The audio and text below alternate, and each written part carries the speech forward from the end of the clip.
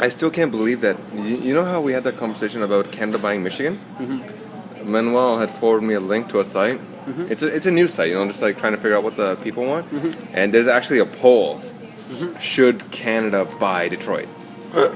Really? Yeah, there's And an actual somebody's poll. talking about that? Yeah, people are actually talking about that. That's awesome. Clearly, it's just not us thinking about it. A lot of people thinking about it. I mean, no, overall, really, I think it's not feasible. It's a joke at best to take on all, because to buy them, we have to take on all their debt. And what are they, like 15 billion in debt or something? Something like that? That's Maybe not even bad. higher. 20, no, I think it was like 18 or 20. Well, actually, putting that into perspective, I think it's Ontario can easily take on that. Considering Canada's it has alone is Ottawa like that and much, Toronto. yeah. Actually, Canada's debt alone is about that much, all of Canada. But see, here's the thing though. Winnipeg, isn't that Alberta? I actually keep forgetting. That's Ontario, right? No, that's okay. That's Alberta, right? So, if that bridge is that Canada's funding to go from Winnipeg to Detroit is actually done, as in we built it, and that means that the access point is going to be through Alberta. That means that Ontario won't get it. Unless, instead of basing that bridge out of Winnipeg, we base it out of Lakeshore in downtown Toronto. Are they already making it? I think it's just been approved at best. It's not started construction yet. Could be a future project. But see, here's another thing. I mean, the main reason that that bridge was even being built was really just to increase tourism between Canada and U.S. Make life a lot easier for a lot of people instead of having to go through different control points. One bridge, just All the way. when you cross over the border, you just have to pay the usual border tolls. That's it. But the thing is that we did that mainly That bridge because is going to be like 407. probably. Well, there's a lot of toll roads in the U.S. It's not unexpected, but what I'm thinking is we probably wanted to build that bridge more for shopping and tourism. With Detroit declaring a Chapter 9 bankruptcy, I don't think that's going to be the case anymore. No, it's got to be for business as well. I think what's going to happen... No, I mean, originally it was for people because cars and stuff that are a shit ton cheaper. But now, chances are Detroit's got to raise all their prices. They're going to raise the prices on everything, so... If anything, Even they're if going to they be don't- at par, maybe even more expensive. Bringing something over to the vehicle wise, bringing something over from US to here. I mean, everything is cheaper over there, mainly because it's cheaper relative to us. So that's why it makes sense for a lot of Canadians to go over to buy things. Which is something, why would we even build a bridge in that case then? We want the business to go out? You don't want the business to come in here? I don't know. But whatever, it looks like the business is actually going to come back because if it turns out that Detroit raises their prices on everything and it ends up being more expensive in the U.S. than Canada. Ooh, what we didn't notice is the fact that Alberta also has a lot of mining and petroleum. Alberta's the richest province in terms Which is of why physical I think assets. maybe they just want to have a lot of manpower coming from, both sides, trying to maximize on that aspect of, because now it might be feasible considering how gas is going up, for them to filter all that oil in the sand. No, that's very possible. The thing is that originally, it's more of a tourist thing, but now, everything's going to be... The bridge actually makes more sense now because everything's going to be more expensive in Detroit. And when people hear that, guess what? In Canada, things are actually cheaper overall. Maybe higher taxes, but lower principal price. We'll have a lot of people using that Canadian bridge to come from Detroit to Winnipeg, and then from there, anywhere else. Like you said, the taxes thing, that would just mean people would have to come here and want to have to settle here in order to get the worth of all those stuff that they think is cheaper. I don't know. But you know what could possibly happen? A lot of apartments just go up for rent in Alberta. Oh, that's A lot of people will just drive right over. Instead of moving here, they'll rent an apartment here and try to make a life here. yeah, If it's feasible for them. for sure. Makes sense. But there's also going to be another problem. If that does happen, people start coming here to do their jobs, to work, then our poverty level is going to go that much higher. Yeah. Because we're already trying to compete, and that's not like we're trying to fight the poverty level, and adding population is not going to help. Like adding children in the population, okay, that's one thing. It's not an effect on the job market, but adding full-grown, job-capable adults. Yeah. That'll increase the population and decrease the number of jobs. So that'll be way too damaging. But remember that one thing Manuel was mentioning, like to kind of like entice it for the people in Detroit to make them want it.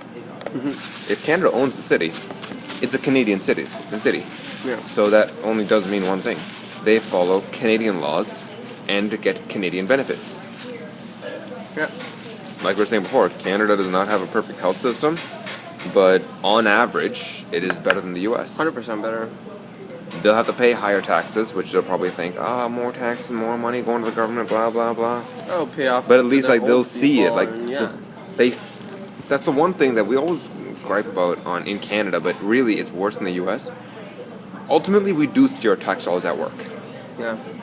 We may have to wait like hours and hours for healthcare and stuff, but you know what? You can always go to the doctor for free. A lot of medications are actually subsidized. You can get like cheap knockoffs for a lot cheaper. Oh yeah. If an emergency ever happens, then hospitals are willing to work with you. They're not going to say that, oh, you owe us $20,000 right now, pay in 6 months. Ours is more like, if you can only pay $500 a month, pay $500 a month. If you can only pay $150 a month, pay $150 a month. And the thing is, you don't have to worry about payments or like making payments or missing payments because there's a whole garnishing system that works perfectly here. Employers are willing to go through to use your pay to pay off the bill for you. Oh yeah. Mainly because it's a government institution. We may pay more in taxes, but we see more happening on the roads. For sure. What I want to know what's going to happen is that in the meantime, they're going to lose a lot of police. They're going to lose a lot of paramedics. Oh, they're not going to lose people. They're going to lose hours. Or technically, those people who are losing those jobs will also be able to apply for the same position as a Canadian in a Canadian employee. hospital? Yeah, why not? Yeah. They'll have experience. If anything, they'll be ideal. So you were explaining to Margot about what happened with you at the Indian Embassy? Did something new happen or just the whole story? No, this time I just threatened them. The fact that... You mentioned something about getting them to sign some paper or something? What was that about? No, because... Okay, so they were going to give me another runaround to come back in another week. And I told them... What document were they looking for then? Huh? What were they looking for then? Like if... No, nothing. Just the fact that we'll finish it in a week kind of thing, you know? But the thing is, I told them, like, look, do you think this is a joke? Like, my business day... My work day is at stake every time you guys call me over. And for what? Like a half an hour? 15 minutes? And I'm like, for that, I'm giving up a whole day and worth of pay. And I'm like, I could take you to court for this. And I started asking, why aren't you able to process it right now? Why did you call me today if you weren't gonna be able to give this to me? And shit like that. And then they started, I need approval from the senior manager and the branch manager, and then it'll come back and shit like that. So I was like, okay, what are their names? Oh, what are you going to do with the names? I'm like, it's okay, just tell me the names. And they gave me the names, and I wrote a letter suggesting that, okay, this person today, I met this person today, and they will assist me in a week after approval from this person, this thing. And I've been promised that the application will be done and I will not be called anymore. Because for my sake, I've been like given a runaround so many times in the past couple of months that I didn't want to take any more chances. And my brother was with me, so he was pretty sound that way. He was like, okay, well, you gotta have your bases covered. So I wrote that letter and signed it myself and dated it, and I told the person who was promising me this that you promised me, could you sign this document suggesting what you just told me? Didn't want to sign it. But then, clearly they were literally like alarmed by the fact that I was going to that extent just to get my shit done now, and it's not funny anymore. And because I told them, I'm like, look, I have to spend my day, and then I put gas is not cheap, and I'm spending more on gas than the worth of the application itself. So eventually they ended up being like, okay, would you please wait? And I waited, and after a little bit they suggested, okay, you can come pick it up at 1:30 today. So they clearly called people and try to escalate the issue, because again, like they wouldn't like it's just not the way business works here. And moreover, being here, I can take them to court here, right? And they would have to shut down their operations until the time that's resolved. So obviously it was something that they caught wind that I was pretty pissed off, and they tried to get it closed out as soon as possible. That was it. So is it finally done now? Yeah. No, it's fine. At least from the Indian side. Yeah. So what is it now that you have an Indian passport now? Yeah, I just wanted to secure my way of going to India somehow, if need be, by the end of this year. And not get deported so that you can actually go on your own. Not just that. It's just I have to apply for citizenship, but citizenship takes more than 2 years nowadays. So instead of waiting that long, I wanted to secure my visit to India this year or something. And they were just giving me a hard time on giving me the passport. I don't know, it was just really stupid. So now that you have your passport, I can. So what are you going to do? You're going to submit the application and then go to India for a bit and then come back, or? Just kidding. Go to India, come back, and then submit that Canadian application, because I need to surrender here, my right? Indian passport That really when sucks, I apply yeah. for Canadian citizenship. So Indian law, right? I think it was an Indian there. It's a Canadian process. To surrender your Indian passport? Well, To surrender if you're a Canadian citizen, yeah. because they'll reissue me a Well, Canadian didn't passport. India have this thing about dual nationalities? Yeah, but that's I don't want to go through that, man. Just imagine giving me a new passport. That's how much trouble they gave me. Just imagine. I can only imagine what they do if I freaking apply for dual citizenship. No, I was thinking, does India even have dual citizenship? They do. It's just a long process. Yesterday. So, we were driving, Debbie, Fred and I. Debbie was driving. I was in the front. Fred's in the back behind Debbie. No, we were driving here. Now, since I'm so used to walking here, Yeah. I just remember that this place is near Eglinton and Main Gate, but not specifically which plaza, like where is it? Because we're used to just like walking up right beside it. I'm not used to thinking from the road. So I told Debbie, okay, like it should be in this plaza right here. Goes in the left lane. Then I saw the next plaza over, and I thought, oh no, we ended up turning close to Peters. So I thought, oh shit, wrong one. Keep going. So I told her, sorry, wrong one. It's the next one. So she switches out and leaves. I explained flat out, look, I'm used to walking, that's why. But then Debbie says that, is that guy telling me to pull over? I was like, who? That cop. I think he's telling me to pull over.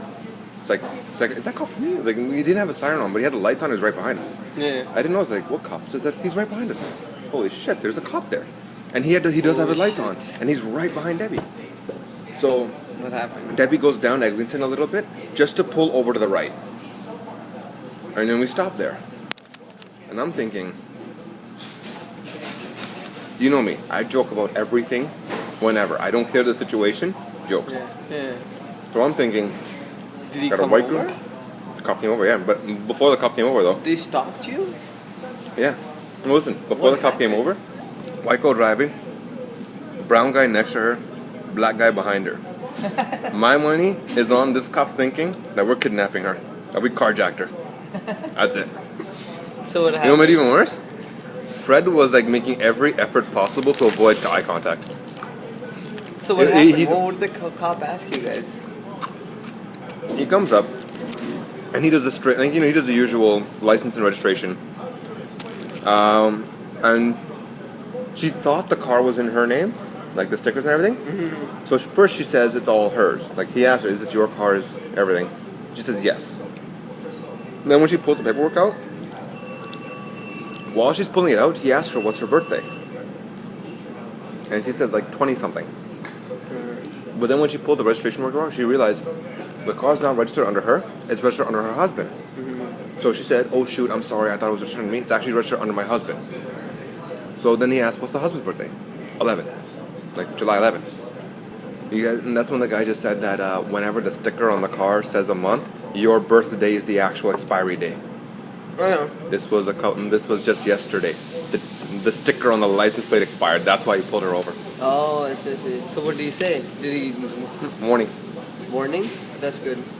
She said that she thought, because if it was her birthday, like if it was her registered under her birthday's not for a few days. So you guys would have been fine. But it's her husband, and the whole until we from that point after the cop left and we got here, she was ready.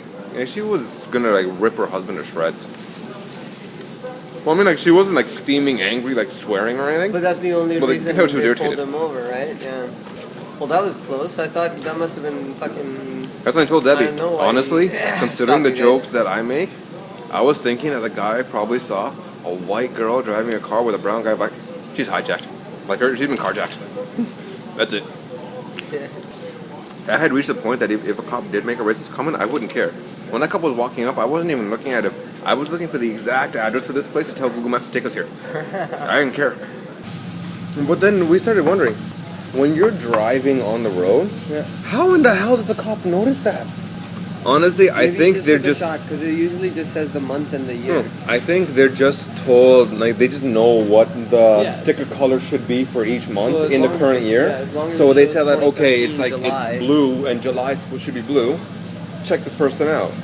But if say Moreover, they have a quota to June is fill. green and they see green, isn't it? Because I know they're color coded. By year only, okay. That's what I'm saying. But then, because how does a cop see a month when you're driving by? Yeah, July. It says on the sticker July. No, but I mean, when you're 2015. driving by, you think you have time to see that? Yeah, on the number plate. That's the purpose of it, is so that they could see it and they'll pull you over if they're But not. no, that's what happened yesterday. Remember I came in with the other two people? Yeah. The lady that was driving, her sticker had expired. Right. But for this month, it's just that since her birthday, So the guy her just birthday is took a on the chance. 11th. Yeah. That's why. The guy just took So a I'm just chance. trying to figure out, and it worked. how did he know that it was specifically this month that expired? And it wasn't a random check. He knew that it was this month. That's why he asked for the birthday. Yeah.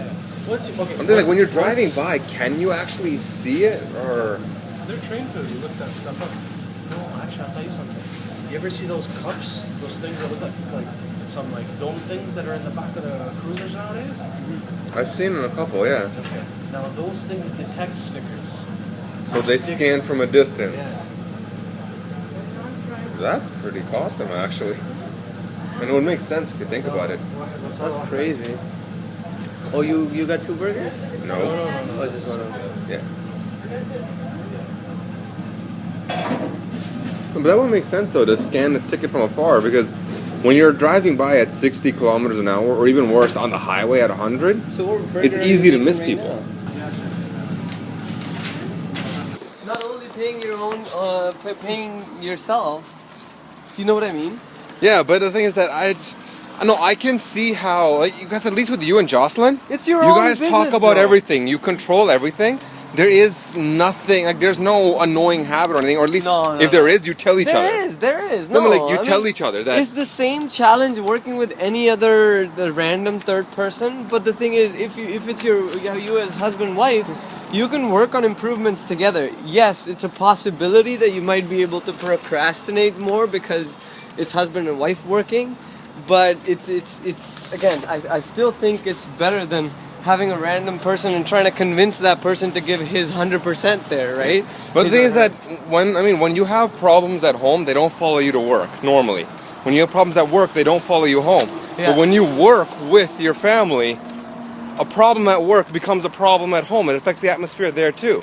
And a problem at home will affect the atmosphere at work. Okay, well, Like let say me put if it you this worked way. with Jocelyn and you got into a fight about something. Just like a huge blow up. Yeah. Nothing like you're gonna get divorced, just you got a No, huge nothing yelling like match. that, yeah. And then you stop talking to each other for a little while. Okay, no. That's pretty expected. No, that's but not. then when you go to work the next day, when you would rather just stay a little. But that's what I'm trying to say. Those are the things that are easily workable through, like, having a quarrel with an employee. He might even fucking leave, right? But the thing is, this is something you can work with your own spouse easily. And the other thing is, okay, let me put it this way.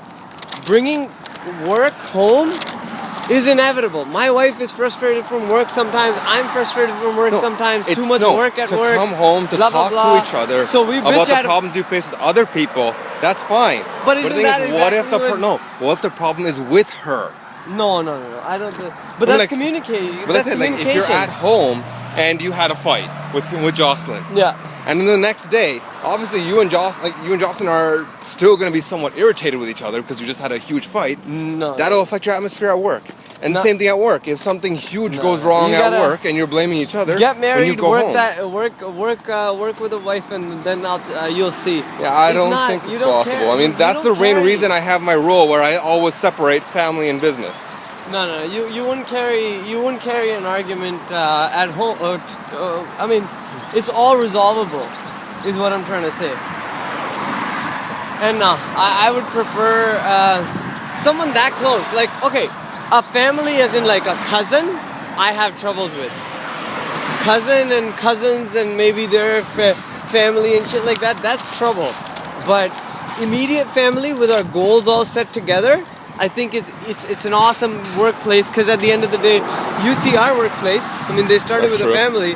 I mean, in 20 years, but no, they've at given least it in that, everything. at least in that case, when it comes to Cobra, each member of the family is in a different department. But that's that I'm okay with still too. Working together, and you've seen. No, what I mean is bitch a at each direct other. work. I've seen Benny, and because they're both in operations, Benny and Robbie and Torno. Yeah. They fucking bitch the shit out of each other. No, but I mean that they're two different departments. I mean, that's different. Not different departments, man. Because Benny is still answerable to Robbie and Torno. That's true. And so is Aubrey answerable to Robbie and Torno. So I'm telling you, like it's something when it's an immediate family and there's constant, collaborative goals. It's a piece of cake to communicate with each other, get shit done efficiently, and fucking make the most of it. Because everybody will be willing to give their 100%. It's just how do they see what is 100%? Some people say but that's easily arguable. But how do you argue that with an employee? You can't argue that with an employee. But with a family member, you can argue it. So I can understand where you're saying the quarrels, there'll be more quarrels. It's a risk. It's a risk. Or at least the same quarrels will be further escalated. But the thing is, at least once it's resolved on both parties' ends, I mean, there's no reason that efficiency doesn't go all the way up to 100%. To me, it'll go close to 100% for sure. I mean, like, if a couple ever gets into a fight, to me, that period in the middle where they stay somewhat separated from each other. No, we don't. No, I mean, like, for a lot of people. Specifically, my case, me and my wife, no, not at all. Well, from what I've seen from other people. But that's the thing. That middle away time is integral because it gives people the chance to slow down, calm down, and think things through clearly, and then come back more rational than emotional. There you go. So because even you have to admit, no matter what, when you're in an argument with someone you care about, a rational argument will eventually become an emotional argument. I don't know. It happens for everyone. There is no such thing as a purely rational argument. Yeah, it does become emotional, but the thing is that when you separate yourself from them for some time, the emotions calm down, but the rationality stays or increases. Yeah. So when the emotion is gone, you have a chance. Well, that would just suggest that maybe in the moment we'll fight at work, but then when we come back to it, we'll all be fine. That's possible too. At the end of the day, for getting each other paid, we have to work together. So we have to resolve that.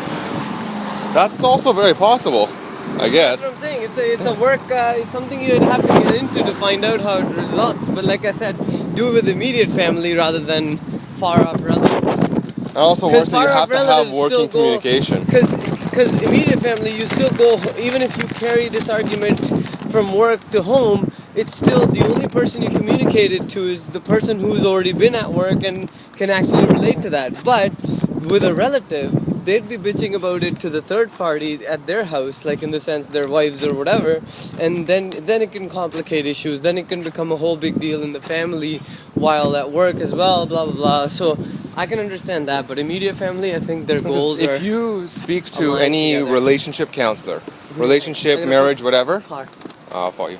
If you speak to any counselor, and you mention, like, without even mentioning any problem, you just mention to them that you work directly together. Yeah. If it's not on their face, it'll be in the back of their head. A cringe.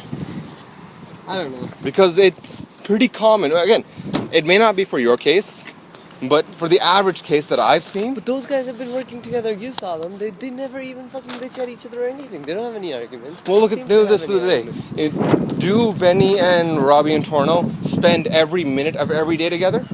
No. For the good chunk of the day, even though they report to each other, they're halfway across halls from each other. Oh my god.